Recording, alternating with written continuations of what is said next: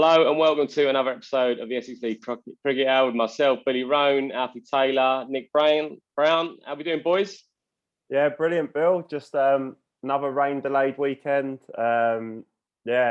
Just a compulsory indoor net is all I've had this week. So the average is secure and just content with not playing much cricket, to be honest. Yeah, good. Thanks, Bill. Another rain-hit week, as like Alf said, at Chelmsford. But very good. Look like you got a few runs in the nets, though, Brownie. I see that beard's gone. Yeah, sorry, boys. I had to shave it. I was looking like Billy Bob Thornton from Bad Santa. So it was getting a bit long and grey. Mate, I had the cutthroat. I had it all sharpened up, mate. I know, mate, but I'm sorry that I've lost that bet. But it was it weren't worth the arguments, to be honest with you, Bill. Fair play, mate. Well, listen, you better get 100 this week. Yeah. All right, boys. Special episode today as we have our first international cricketer on the show. Well, he's basically the first guest we've had outside of Essex. 67 Test matches, 20 ODIs, 2 T20 internationals, 241 international wickets. Brownie, this stat's for you. 27 maximums in there. We have got Australia and Essex, Pete Siddle. Sids, how are you, mate? Yeah, very well, boys. Very excited to be on. Brownie's spoken a lot about you lads, so nice to join. Not too much, because I'm guessing that's why you're on. No, more about. Thanks for coming on, Sid. About the cricket. Now, listen, mate. Basically, like we said, this podcast is nothing too serious, mate. It's not like the Test match special podcast. It's pretty relaxed. We're going to get Alfie to fire a few questions at you. Just have a general chit chat, mate. All good? Happy with that. Sounds good, boys. Go on, mate. Alf. Before I start, Bill, you mentioned something about Dan Lawrence and Sid's clobber. Yeah, mate. Talk us through it. What did he say? Sid's, I cut Dan's hair the other day, and he's walked in with the old Kif t-shirt. I've gone, where you got that t-shirt from, mate? Because I've known Dan since he was a baby, mate, and he hasn't got a clue when it comes to fashion. So he said, mate, Sid's is bang on it. He likes his clobber. He's got a bit of style. So I thought I'll have a look on your Instagram. I've just seen your picture with old Ronnie Fig, mate. So tell me a bit about that. Like you like your clobber, you like your style? Yeah, I do. I think I always have. I think Dan's always got some hand-me-downs over the years when I've been here, so I've always chucked him a few gears over the time. But yeah, I think some people obviously know who Ronnie is. A lot of people don't. But I reckon out of all the people that I've met, he's up there with one of the most famous and interesting I've met. So yeah, literally 2 years ago, came over for a stint with Essex. It was it was the same weekend that he opened his little pop-up in Selfridges. So yeah, went on the next day, happened to be looking at some gear, and I thought, geez, I think that's him. And there he was there for the launch of his new store in Selfridges. So yeah, got the chat for him for 10 minutes. So pretty interesting day. Brownie, you know who he is, mate. Is this fashion you're talking about now? Listen, mate, we'll quickly elaborate. So he's a New Yorker. Started his own sort of, I suppose you call it like a brand, really, called Kif. And he basically does collaborations with Adidas, ASICS, pretty much everyone, really. So Sid's, like, talk me through like the Essex sort of changing room, the Australian changing room. Who's got a bit of style in the locker? Brownie? Yeah, probably doesn't. He opens the batting on the weekends, but I'm not so sure he's opening the batting in the clobber stakes. 12ers. I don't mind Adam Wheater, the keeper. Like he's pretty quiet, but he likes talking about years and looking quite nice. So he gets them cheaper as well, doesn't he? Get it up. Then Wheater gets them a bit cheaper. Oh, baby gap. Yeah, he does. He can still buy the kids' clothes, so he can get it. He can get everything that we want, but at half the price. So I think he benefits from that.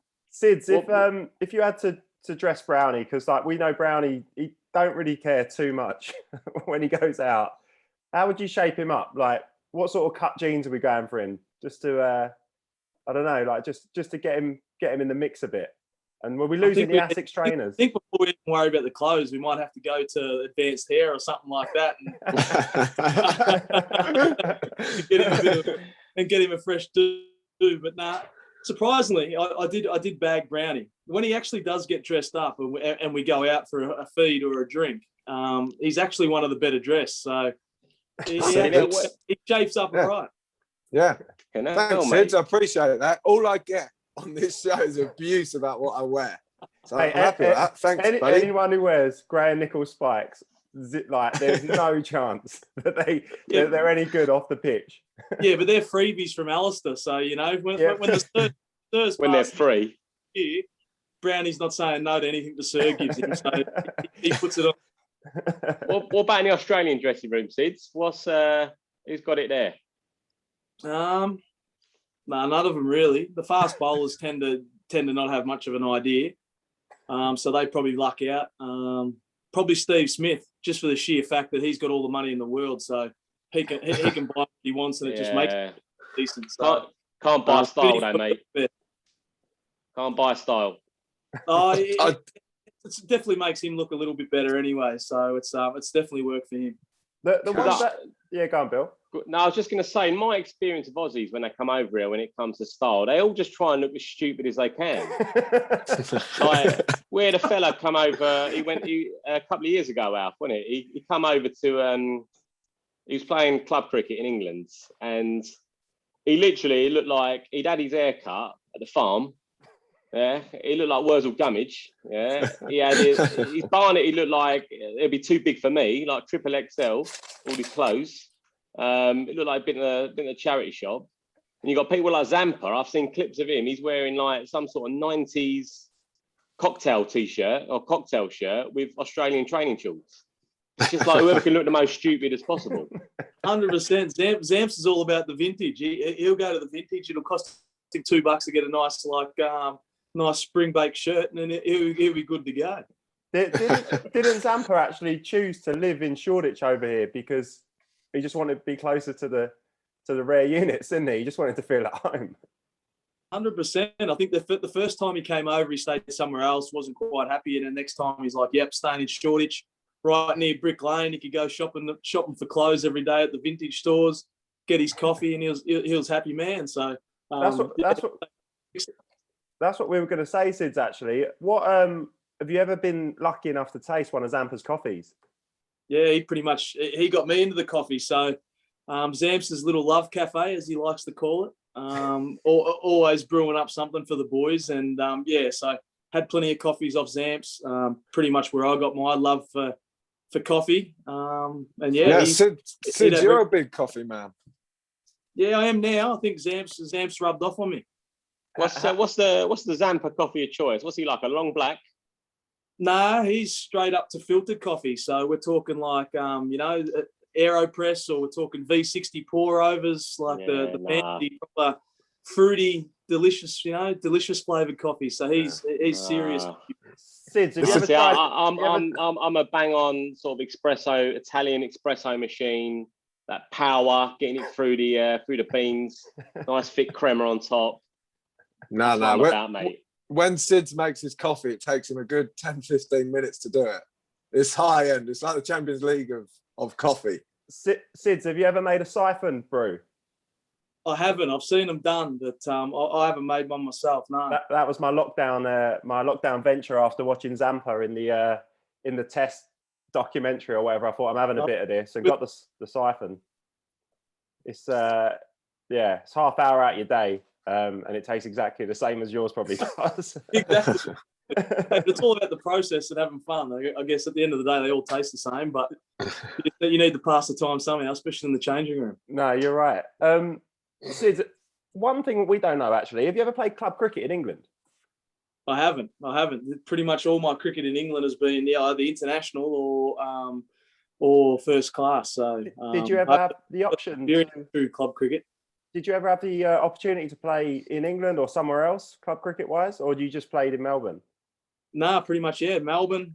I hadn't played much first-class cricket by the time I played for Australia, so I started pretty young. So didn't really get to truly experience an English club season, which which you're doing now. Slightly disappointing, yeah. I'm doing a bit of it now, but okay. Essex are as close to a club side as you probably get, isn't that right, Brownie? It is, yeah. And if you play at Derby, that's the closest you'll get to a fucking club ground as well. I don't even want to go there and play club cricket. That's how well Derby's going. I don't think anyone wants to go there. Was Derby the guys you played last week?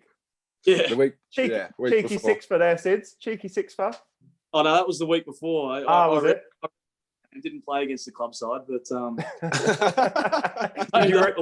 I was going to say, were you rested or did you refuse to play there? No, we didn't go there, which was good. So it was at home. I was happy to play that. I got the rest up. Didn't know you didn't play any club cricket over here.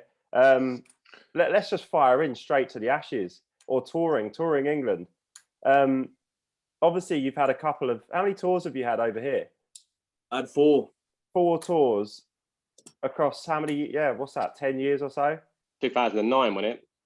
Yeah, 2009 first one, and then 2019 last one. So most of them are pretty shit until the last one. So I was going to say, what are your best memories from the initial ones? Because obviously on the field, I guess there's not going to be a heap, but just touring with the boys, nights out, that sort of stuff. What are your best memories from the first tours? I think. This is pretty boring, but the best thing for an Aussie coming over here, obviously in Australia, everything's about flying and you fly from city to city. But actually, when we get to experience this with Essex boys, we've got our own team bus. So with the Aussies, traveling around on the team bus with the boys, going from sort of city to city, that's actually it feels like you're at school again on the bus, but it's a lot of fun. So I think that's one of the big highlights of getting the tour of England, sitting with the boys talking shit. I think if my first Ashes series, it's got my first 5 for in Leeds. Rowdy crowd there as well. Well, it was the only match we won on that series, so it was a rowdy crowd. We won, which was good, so we stuck it up them. And then obviously Leeds is a lovely night out, so we thought we'd go and celebrate. And being an Aussie, we ended up at the walkabout and we celebrated at a walkabout. So how exciting was that? It's love it. A great night, but I think taking my 5 for in the Ashes is probably one of the biggest highlights, especially early on. What when you said that you spent obviously a lot of time on the bus, what's the go-to? Are you guys playing cards? Are there people listening to tunes? Are there like breakaway groups where you do separate things? What part of it were you? Were you a card player or? And what's the hierarchy as well? Who sits at the back? So it's pretty much you sit where you want. There's no hierarchy, no? There's no the experienced pros. Fast bowlers up the back. On the bus, on our Essex bus, it's the cards boys up the back in our bus. So we have the blokes playing cards. Brownie's one of those, one of the card sharks in the group. But anything on the Aussies. Shane Watson used to play the guitar and sing to us. The singing was shit, but his guitar play was good. Cards, talking shit, sleeping, playing PlayStation, a little bit of everything. I think a bit of Brownie now. Brownie does it all. He sings to, plays the PlayStation and plays cards all at the same time. So triple threat. He's a big hit on the bus, Brownie. Just quickly, mate. Going back to the bus now. On that documentary, The Test, we saw a little clip of. I think it must have been the first Test match where the bus was pulling out. And listen, I'm a bit embarrassed to say these England fans had the old fucking sandpaper bits and whatever. It was a little clip of the Australian boys just going, "Oh, they're so childish, aren't they? Yeah, look at what they're doing." What did you actually really say? No, I loved it. I'd love just stirring them up as well, because exactly that's what I know though. Because on the clip, it was all like Steve Smith. Oh my God, look at them! They're so childish. And I mean, come on, let's have it right. You didn't fucking say that, did you? No, not giving at all. That's what I was going to say. That's the best thing, especially because we're playing at Edgbaston, and it's a short drive back into town. So you have all the pissed fans leaving, walking back into town. So the bus has to go past everyone down that main street. And in the crowd, you see them all their sandpaper. You got the blokes going, they're running beside the bus, and you just try to have a bit of banter with them. It's a lot more fun, a lot more enjoyable. But I can imagine you doing that, yeah. But I can imagine people like Matthew Wade. Yeah, Wade. I bet he loses it, doesn't he? He does. He's an aggro man. He's a very angry little man, isn't he? If you needed someone to go out there and start dusting one of them up, he's the man to go. He's a little animal. Can he handle himself? Can he? And he's an angry man. So yeah, he was straight to let's go. I'll bloody beat him up rather than having. It's all a part of touring England. I think that makes fun having the banter with the crowd. Yeah, Sids, in that documentary, how funny was it?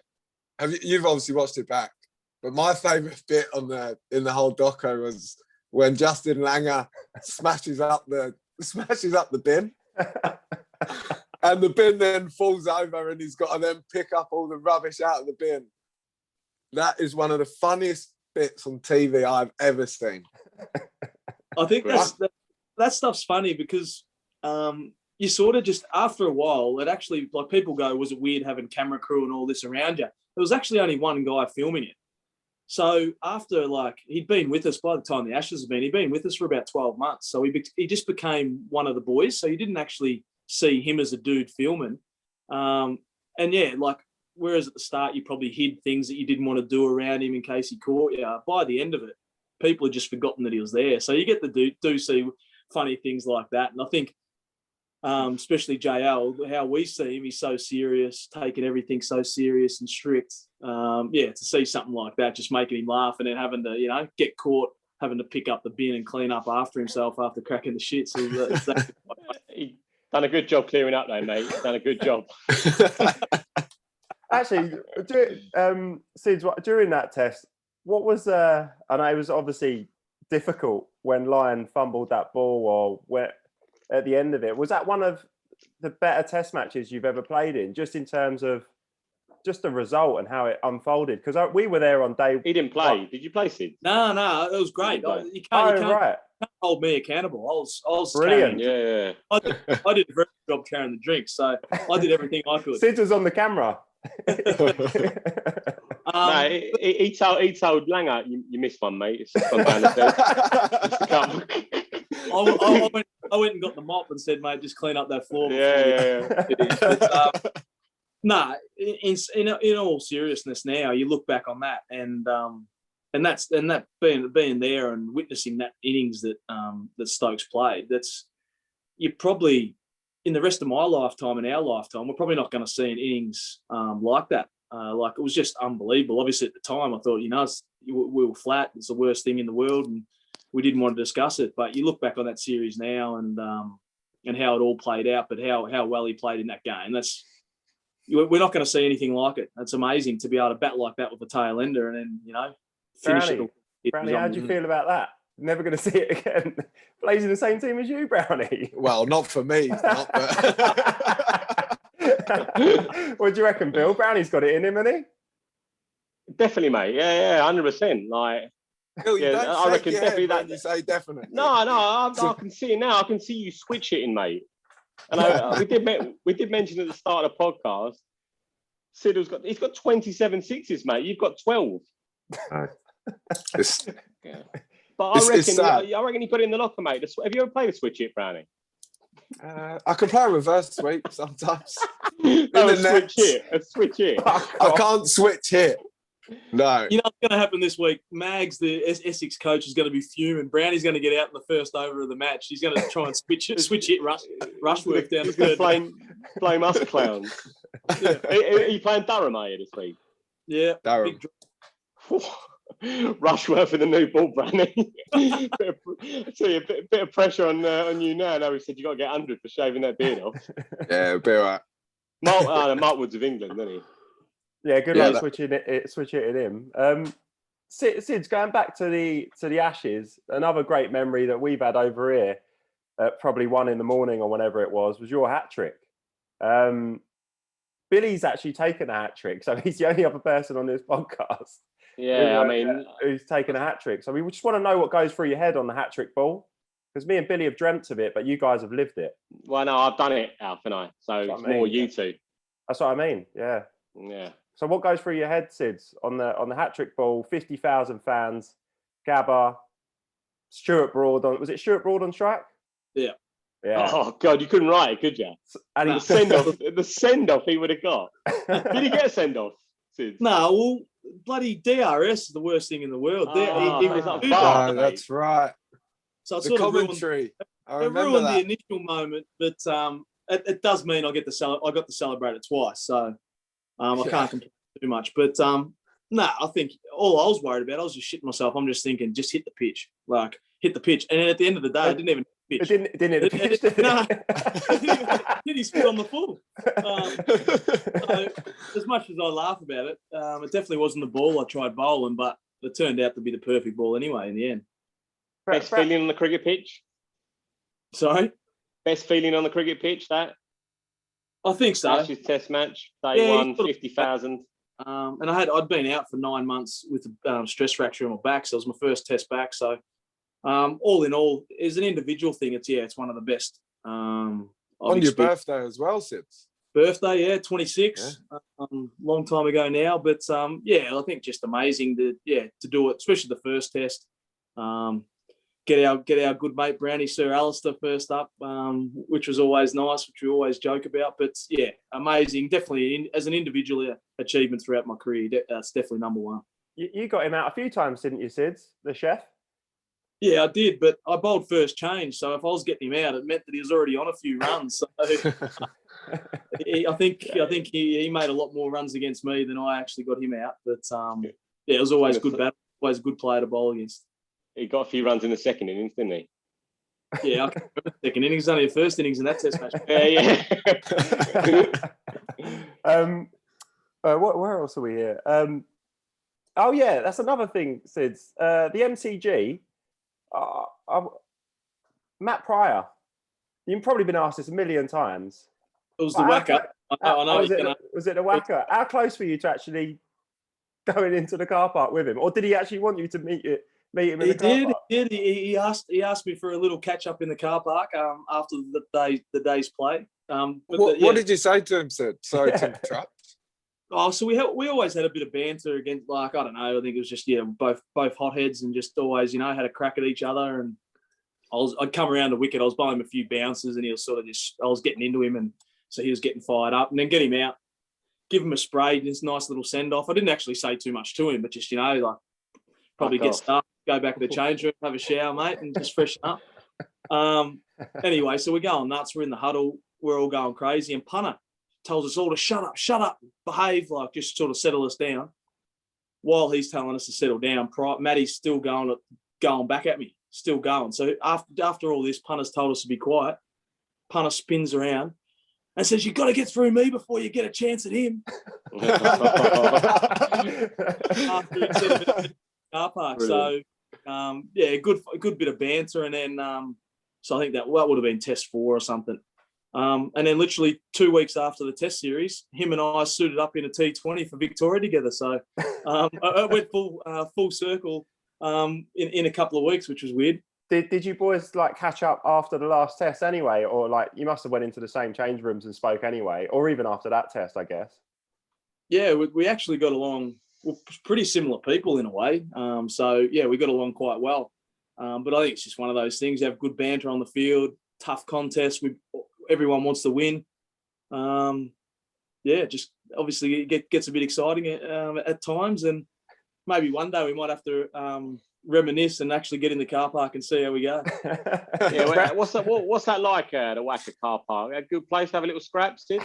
Yeah, it's pretty good for a little underground bare knuckle fight. Oh, nice fight club. Yeah, there's a bit of fight club. It's a bit old school, so. Tell you what, they play at the new stadium now, so that'd be pretty good there. But the old stadium's a bit rough, so true old school. You wouldn't want to go a few rounds. It's fucking hot there. you want to get them in early, Bill. Yeah, mate. Yeah. You want to be a 12-round fighter there, mate. You want to go Deontay Wilder early knockout. Can't have the long game. That is not going well there. Brownie, points. Brownie, you ever been offered out on a cricket pitch? Can't say I have. No. Can't imagine you giving it back too much either. No, I'm pretty classic. No one wants to fight Tyson Fury, do they? Have a look at him. Actually, Sid, talking about being a hothead, I googled your name and it came up that you bowled 2 beamers at someone. Is that true? Is there a lot? Can you talk us through it? Because I didn't really read too much into it. I just saw 2 beamers and I thought, brilliant. Love that. But it was exciting. It was it was in a T20 game. I'm meant to be an okay fast bowler, so this is going to sound bad, but I was trying to bowl some Yorkers in the last over of a T20 game. So they weren't actually. No, they're nothing scary. So I just bowled two. I think it was the Dhoni. I think in a Champions League T20 game. So 2 bounces at his head. Yeah, I got fined. I got suspended. I got fined for it and everything. But You got fined for it. Yeah, he got fined. Yeah, I got like a level 1 for illegal bowling or something like that. But it didn't matter too much. I got man of the match, so it covered the fine anyway. Yeah. Sid, you were around the team, or you may not have been playing, but you must have been around the team when the nickname Fig Jam came up for KP. If you had to rename someone in this day and age with the same nickname, who would it be and why? It can be anyone in the world. Anyone in world cricket. Anyone in world cricket. You can pick someone in Essex if you want as well. Yeah, Brownie. Plenty of Essex. If I had to pick any international, I'll go Kieran Pollard. I'm going. Yeah, I can't stand that geezer. Exactly. He has nicked millions and millions of dollars for being a bang fucking average cricketer. Yeah, I don't know how they do it. The recent IPL says it all. He hasn't done a thing, and then then he just bangs out an 80 off 20 balls, and he's the hero again for another 4 years. So that's what I'm saying. Like Sid, I don't know. Like, obviously, you haven't listened to this podcast, but I'm not a big fan of the IPL. But like, I just don't get that. Like, how is he still nicking a contract? Like you said, he'll have a day out. I call T20 players. They have a day out 1 in 25. Yeah, but like you said, he has a day out every 4 years. He still keeps nicking contracts.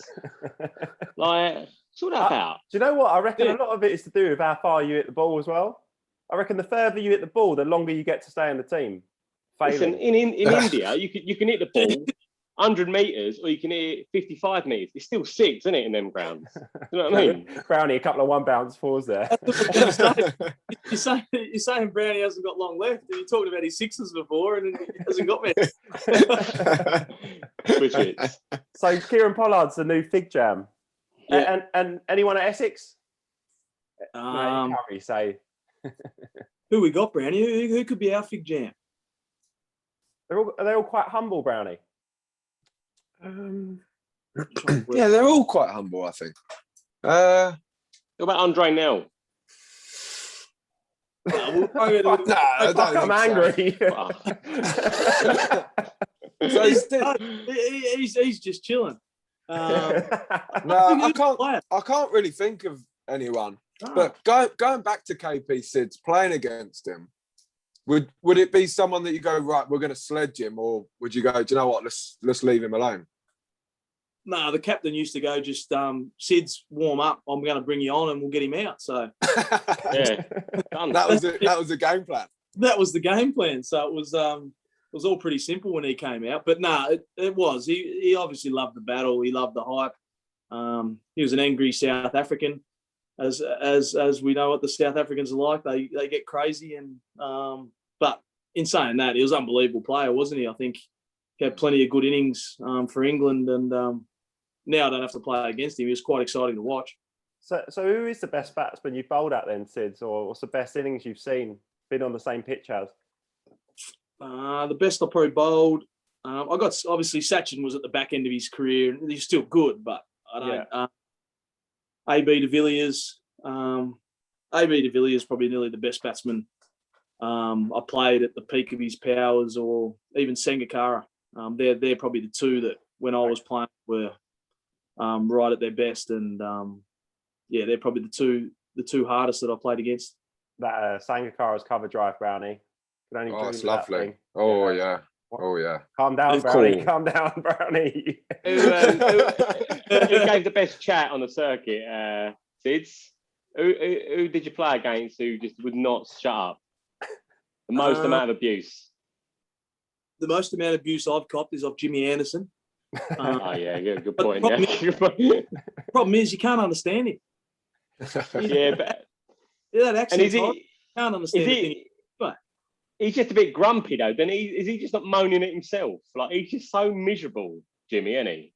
yeah, Like, he's always moaning. But it works because he ends up getting us all out. So it doesn't matter at the end of the day. But yeah.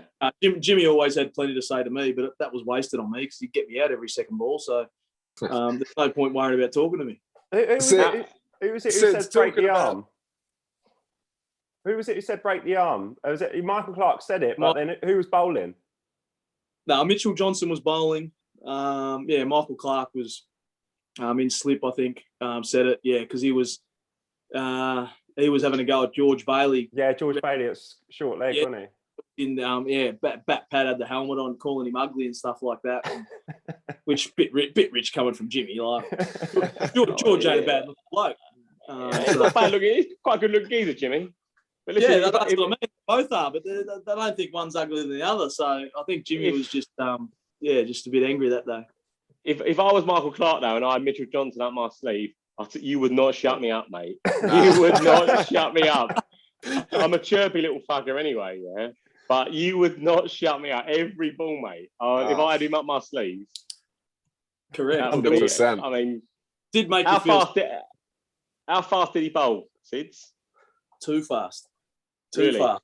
Yeah, I think anyone that bowls that fast when they're at their best, you don't want to be facing. And especially that series was ridiculous. I don't think he bowled, or anyone that I've played with has bowled as fast as he was that series. That was unbelievable. I think the English blokes say the same thing. We hear a lot of chat from all the England players who played in that series that it was just another level. We've seen quick bowling before, especially in Australia, but they just said that was another level. There was panic in the changing room, apparently. I shit myself back here. It was 2 a.m. I just had 4 coffees. I shit myself. That was too quick. I know. What about go on, mate. In comparison to that Archer's couple of overs at Lords, I suppose it's a different kind of pace, isn't it? Because like Johnson, you can just see it from his run up. Or I don't know, he didn't have the quickest run up in the world, but he locked and loaded. Whereas Archer's sort of a bit more of a taller, sort of zippier bowler, isn't it? So I don't know. Out of nowhere. Does it look as fast or? It doesn't feel as fast. Like obviously I face Mitch at times in the nets and sometimes Feisty. It's obviously not as fast as he's bowling in the middle, but Archer, I think you get to see it okay. And to be fair, I don't know why he didn't try and hit me in the head as well when he knocked Smith out and then I came out and he bowled me a half volley. I would have been trying to hit myself in the head. You were the coolest person in that changing room, mate. Oh, I don't know about that. I think I was shitting myself and most nervous. I didn't want to do a thing. You did give it away. You didn't have much faith who was batting at there because you had the fucking lid on, the arm guard, the gloves on. You were ready to go, mate. I was ready to go. I wanted to get out there. He was waiting for Matt Pryor. That's still waiting. I don't know why he didn't try and hit me in the head, but thankfully he didn't because he is fast. He's definitely him and Rabada are probably the 2 quickest I've had to face in Test cricket. But Mitch was just different level. How many red balls did Labuschagne have when he got pinned? Because I've never seen anyone get up as fast, mate. Mate, he's nuts. He hit the deck and his eyes were buzzing like that. He was ready to go. He bounced up was off to go. It would have been funny if the first concussion sub actually got concussed and subbed out as well. It would have been hilarious. He was buzzing, mate. No way he was getting concussion, mate. Them expressos and them red balls yet. He was buzzing, the boy. He was. First actually serious. Get the chance, I'm going to make the most of it. And he jumped up. He was all about it. And I think Archer was definitely the people that we've had to face. He's definitely up there with one of the quickest. Sids, how many Test fifers did you get? Roughly. I don't even know. 8, 9, maybe. Would you give away half of them for a Test ton? Oh, 100%. Great question. How close did you get? Nah, I got 50 twice. This is how sad this is going to sound too. I got 50 twice, and I did it in the same Test match. I did it in a Test match in India. I got 50, I think 50 and 51 in the second innings. I top scored in both innings. Good player of spin. Yeah, well, I didn't think I was, but I got away with a few in that game. But yeah, Did you have a hack, Sid? I did. I was 50 off 140 in the first innings, and I got 51 off 38 balls in the second. So I love that. Beautiful. just mixed it up. But no, I've only made one century in first class cricket, so I would have loved to have made a test one. Who did you make the first one against, or the last one? I made against Scotland. Against Australia, Scotland? Scotland, yeah. So not bad. In Scotland? International side, yeah, in Scotland on the on a beautiful country ground that had no stands and looked like a club ground, so fitted in nicely with you boys. Do you get stuck into the whiskey afterwards? Do you get stuck into the whiskey afterwards, Sid? No, it was that long ago. I can't even remember. That's how sad that is. I don't think I made many runs since. Yeah. One question that's been burning on this podcast for me, anyway. I don't know whether these boys are going to care too much, but what was it like rocking up to work every day, knowing that you got to see Pat Cummins' eyes? Is that before he put the contact lenses in or after? There you go. He's not one of those, is he? There you go. He's not. That's what we always spoke about. But it's either. I've been pretty lucky, haven't I? I've got to look into Paddy Cummins' eyes. I've got to rock up at Essex and play with Sir Alistair. And I've got to look at that beautiful guy that's on the screen with us here, that beautiful head, and rock up and play cricket alongside Tyson Fury every week. Yes. So Nice, Sid. Thank you, Siddle. Sid, if you had to build Great interview. Cheers, Sid. Let's leave it on that, shall we? Sid, Battery's going again, Brownie. if you have to build the perfect cricketer, then so you got to go lid, eyes, rig, and that'll do it. So we're going Patty Cummins' eyes. Hold on. What are we going? Perfect cricket or the perfect sexual partner? So here, Ralph. The same thing, mate. Give you a moment. Give you a moment now, shall we? No, they're going to look totally different. I'm happy to go the nice looking figure. I'm happy to go with that one. Well, so what? You going with yourself? No chance. No. I don't get none of me gets in this, but I'm going Paddy Cummins' head. We'll go Paddy Cummins' head. Not bad hair, but he's good looking features. We'll go Sean Marsh's body. The bison. Nah, Sean. Oh no, that's his brother. Yeah. Bison, the bison. You're not going bison. Sean Marsh looks beautiful with his shirt off, so we'll go Sean Marsh there. We'll go Brett Lee's bum because we need to bowl fast, so we need to be big and strong. And we'll go Nick Brown's pins. Nice. Cheers. Pins, Brownie, have you? Have I? Varicose veins everywhere. I don't get to see your pins in your bootcut jeans, mate. Sids, another scenario, right? Essex need 1 wicket to win. All the bowlers are down. I don't know, there's a new pandemic or something. It's got them all. And the only 2 bowlers are left, the Brownie and the Chef. You need 1 wicket to win, and you got 1 over left. Who are you throwing the ball to, and why? Oh. And I'm not just saying this because he's on the show with us here, guys, but where's the Chef? I'd have to say Nick Brown. I've seen Sir Alistair's bloody 1 Test wicket, and it was an absolute shocker, and not deserved. But I've seen Brownie's leg spinners, and they're actually quite skillful. He can land them. He's going to at least hit the stumps. I don't think Chef can hit the stumps. So yeah, I'm sticking fat with Brownie. Nice. Cheers, Sid. You've had a good response here, Brownie. Yeah, I've done all right. Your legs have got in. You're a gentleman. You're banging line for 100, mate, on a Saturday now. I'll tell you what, Sid. Yeah, go on. Sorry, Alf. Like, Ricky Ponting must have been one of my heroes growing up to watch play. But to play with him, what was that like? Obviously a gun player, but we hear about his leadership a lot, don't we? So talk us through that. Like what you said there with Matt Pryor and him being the first one to go back at him. That sort of epitomises him a little bit, doesn't it? Yeah, it does. I think, growing up as a young kid, watching Ricky play and then become captain, it was just someone that you idolise and you just admire watching him go about it, how tough he was. And I was lucky when I debuted, he presented me with my cap. So that's pretty special. being able to do that. And then we both supported the Kangaroos in Aussie rules back home. So in my early stages, when you're nervous about being around the side, to have someone like that, just wanted to, sit down, have a beer and watch the footy with you. Pretty amazing to sit next to one of your idols and be able to do that. So, amazing to play alongside him. But what a legend. The way just things like they did say about that prior story, that he was always there. He'd do anything first, and I think that's just the way that he went about his cricket that showed how well he did over his journey. Well, was there anyone, Sids, that you were surprised by when you first went into that Australian side? Because you don't necessarily know the blokes, like that you thought they'd be like one way and they were another, like whether they were just really nice and just showed off this really hard personality. Was there anyone who really shocked you when you first went into the side?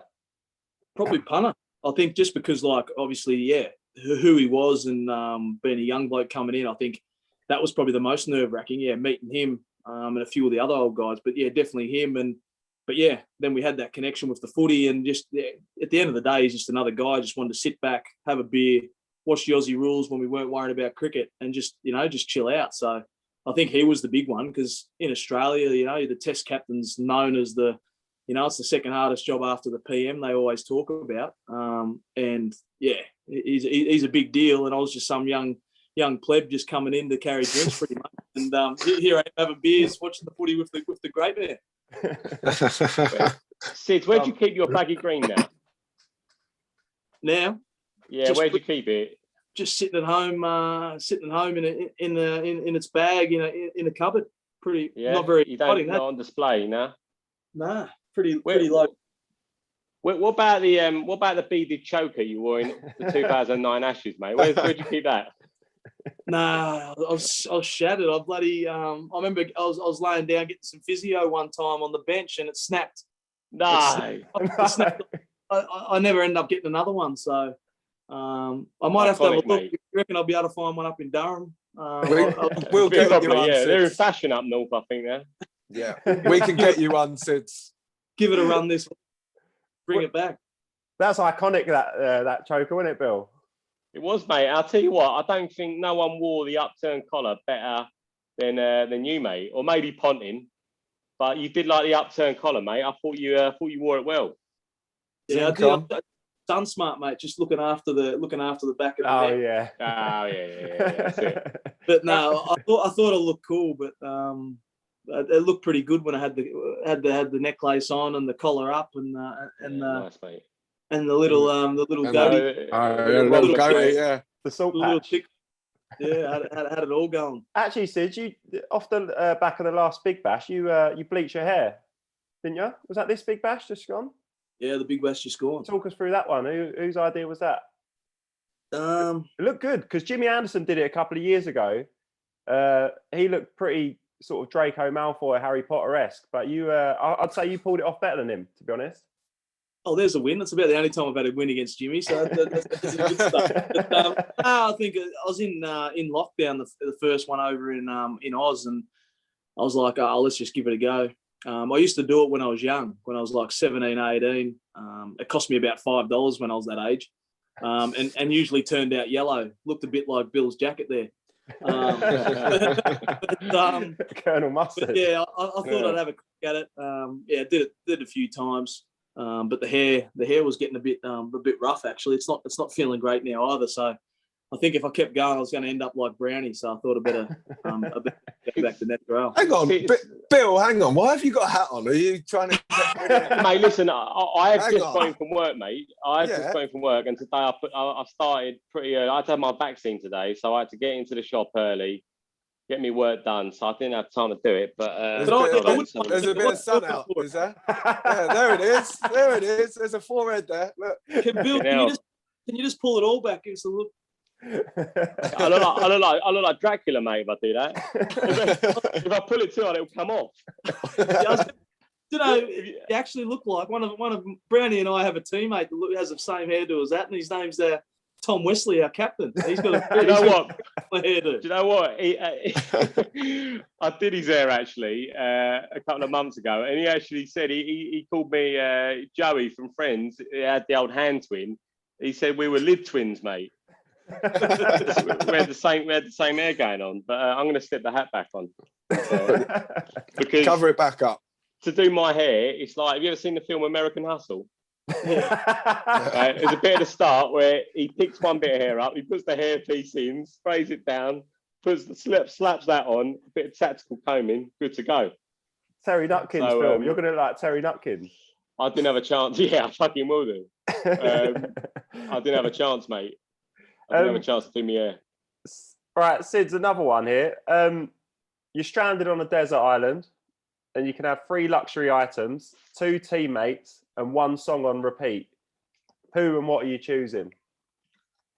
3 luxury items. Yeah, they can be whatever you want. They don't even have to be luxury, just 3 items. You can be as rogue as you want.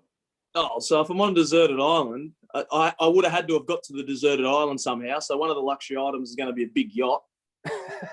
Nice. You've done this question before, Alf. He's played this game, hasn't he? I'm not going to rock up to an island just randomly, am I? So I'm nice. up there somehow. Well, in that case, you've got to have the beaded choker as a second item. Well, yeah. Well, I thought I was a surfer boy when I had the choker. So we'll go back. I'll have the necklace on again. I'll have my big yacht. And I'll have some bananas. Yeah, well, I'm on a deserted island. There's a banana tree there, Brownie. There's got to be bananas. Tropical. There. There's probably a banana tree there. So yeah, okay. Give you that. Coffee machine. Yeah, need a coffee machine. Coffee machine on the yacht. Yeah, nice. Necklace. You need Adam Zampa as well. No, don't need him. I'm all over the coffee now. So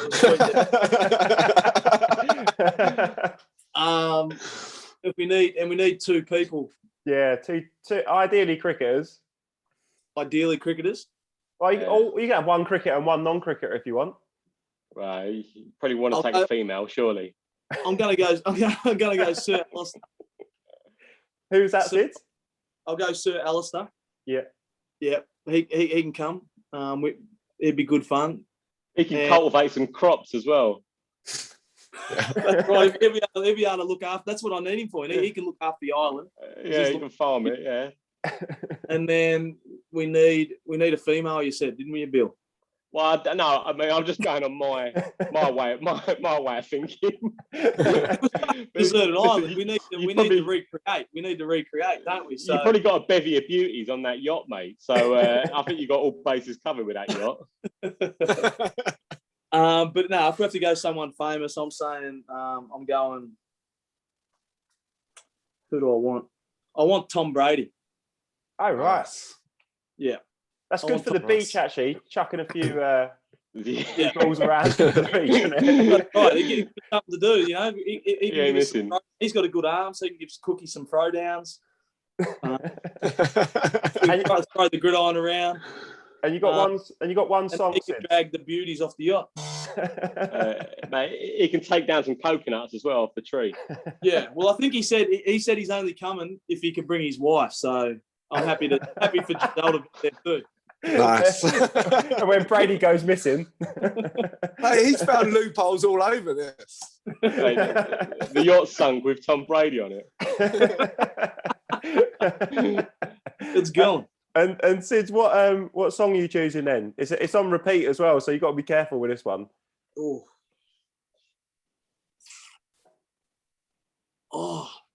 I'm going now. There's a song. I'm not even going to name it, but I'm going to ask my fellow Essex Eagle to sing it. What's your song, Brownie? No, can't sing it. Come on, Brownie. Come on, Brownie. Come on, Brownie. Mate. One call away, Brownie. One call away, isn't it? Yeah. Yeah. You're not give us a little bit of it. Give us a little bit. Yeah. So we can get the beat of it. Okay. I'm only one call away. I'll be there to save the day.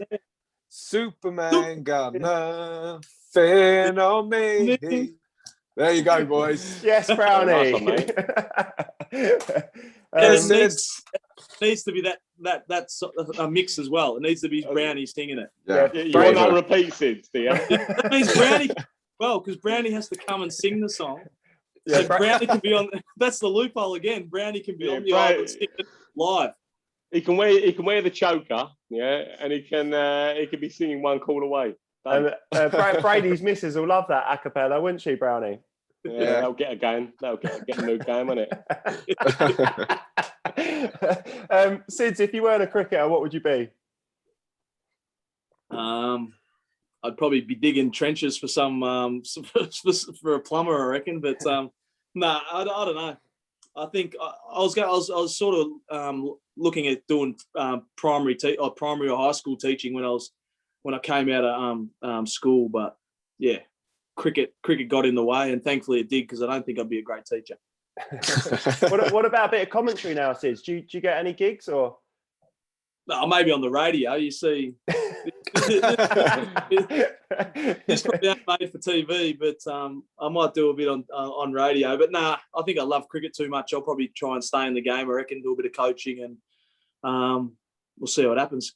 Give me some excuse to keep coming over to Essex. I'll try and wrangle a job over here so I can keep coming over. Yeah, that'd be it'd be good to have you living over here as well. Right, Sids, at this point of the podcast, we've got questions from a couple of the listeners. Just pick them at random every week, and we just do our best to answer them. The first one's from Mark, and he goes, "Hey guys, what are your thoughts on bugging the opposition's change rooms to see what sort of chat they're giving you? What do you think you're likely to hear? Cheers." This is not something I've really thought of before, to be honest. No, I don't reckon. If you did bug it, I don't think it'd be information you want getting out anyway from the change room enter. That usually gets thrown around. But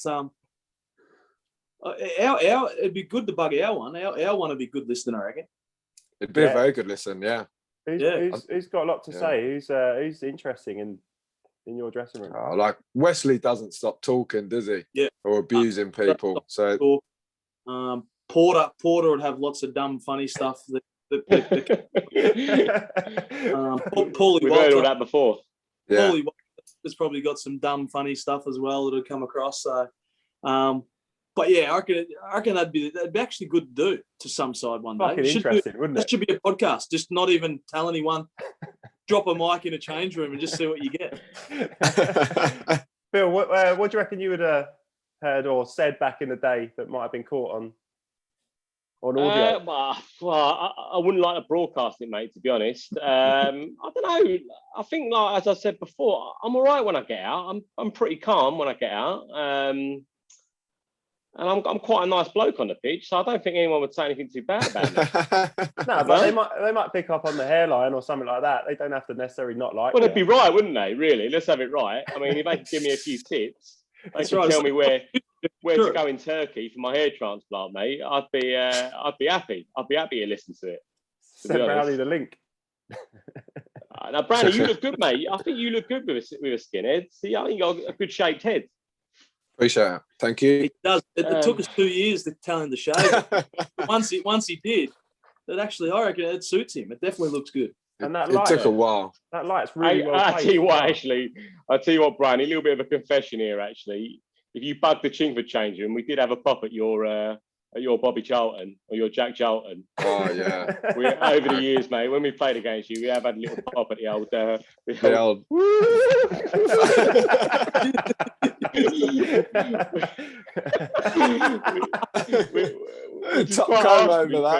is class, because you are the nicest bloke going, Bradley. I don't know why we're picking on you, but that's because he's got 250 against us, and you got to dig him out. Probably, yeah. and he's done me with his googly as well. So that's why I'm having Ireland for the last over. Yeah, exactly. Yeah, straight breaks. Mark, so I think we've answered your question. I reckon. Well, if you're thinking about doing it, definitely do it and send us.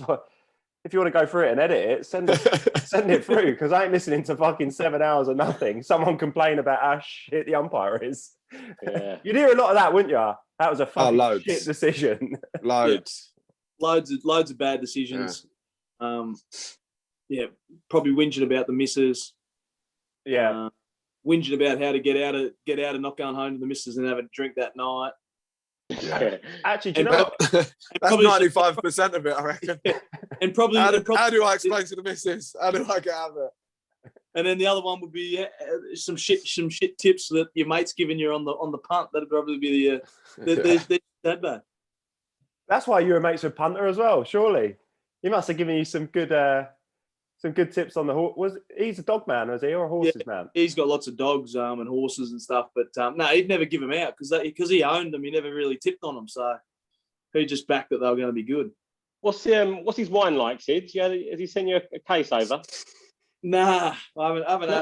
I don't drink, so no good for me. So he didn't send me. He sent all the other boys some. He could at least sent me some. I could have got the drink of, but it's a few easy Christmas presents there.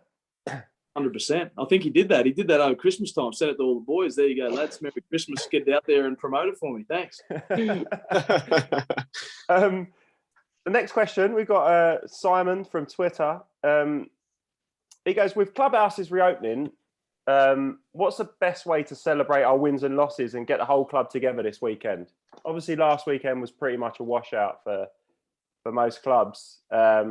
Clubhouses are open. You're allowed 6 people on a table. What do we think, boys? What are we doing? Get the club together, karaoke Beer pong, mate. Yeah, just have knockout beer pong. 6 people per table, knockout beer pong, down to the final table. Love a bit of beer pong, mate. Love a bit of beer pong. Yeah, solved. Get on it, mate. And just hopefully they've had no losses. Don't want no celebrating the losses.